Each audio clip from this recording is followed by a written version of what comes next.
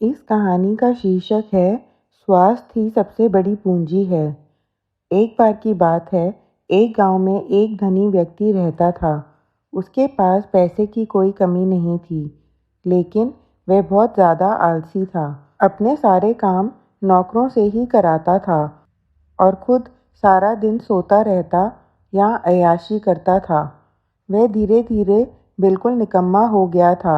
उसे ऐसा लगता जैसे मैं सबका स्वामी हूँ, क्योंकि मेरे पास बहुत धन है, मैं तो कुछ भी खरीद सकता हूँ। यही सोचकर वह दिन रात सोता रहता था। लेकिन कहा जाता है कि बुरी सोच का बुरा नतीजा होता है।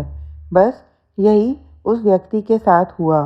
कुछ सालों बाद उसे ऐसा महसूस हुआ जैसे उसका शरीर पहले से शिथिल होता जा रहा है। उसे हाथ पैर हिलाने में भी तकलीफ होने लगी। यह देखकर वह व्यक्ति बहुत परेशान हुआ। उसके पास बहुत पैसा था। उसने शहर से बड़े बड़े डॉक्टर को बुलाया और खूब पैसा खर्च किया, लेकिन उसका शरीर ठीक नहीं हो पाया। वह बहुत दुखी रहने लगा।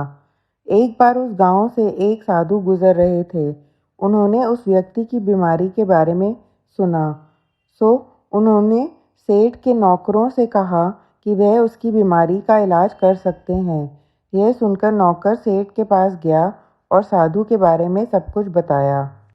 अब सेठ ने तुरंत साधु को अपने यहाँ बुलवाया, लेकिन साधु ने कहा कि वह सेठ के पास नहीं आएंगे। अगर सेठ को ठीक होना है तो वह स्वयं यहाँ चलकर आए। सेठ बहुत परेशान हो गया, क्योंकि वो असहाय था और चल फिर नहीं पाता था।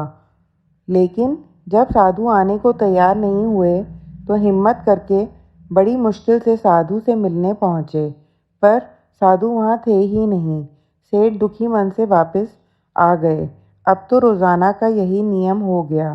साधु रोज़ उसे बुलाते, लेकिन जब सेठ आता तो कोई मिलता ही नहीं था। ऐसे करते करते 3 महीने गुजर गए।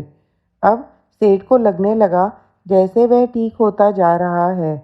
उसके हाथ पैर धीरे धीरे काम करने लगे हैं। अब सेठ की समझ में सारी बात आ गई कि साधु रोज उससे क्यों नहीं मिलते थे। लगातार 3 महीने चलने से उसका शरीर काफ़ी ठीक हो गया था। तब साधु ने सेठ को बताया कि बेटा, जीवन में कितना भी धन कमा लो, लेकिन स्वस्थ शरीर से बड़ा कोई धन नहीं होता। तो मित्रों, यही बात हमारे दैनिक जीवन पर भी लागू होती है। पैसा कितना भी कमा लो, लेकिन स्वस्थ शरीर से बढ़कर कोई पूंजी नहीं होती।